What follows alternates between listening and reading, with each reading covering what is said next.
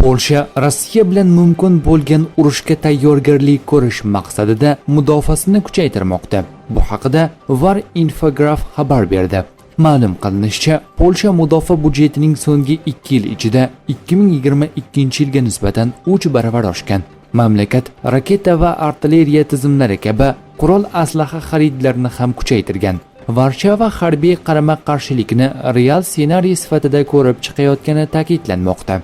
Markaziy Polsha himoyasiga ko'ra, mamlakat so'nggi yillarda faqatgina qurollanishni kuchaytirmoqchi emas, balki bu jarayonning boshlanishi kamida 10 yil davomida amalga oshirilgan.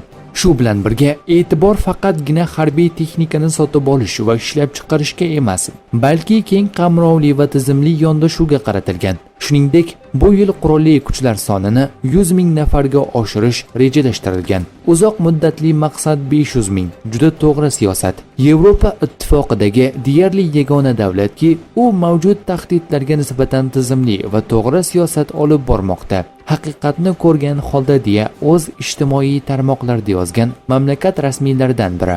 Qolaversa, o'tgan oyda Polshada mamlakat fuqarolarini urush holatlariga tayyorlash maqsadida maxsus yo'riqnoma taqdim etilish haqida ma'lum qilingan.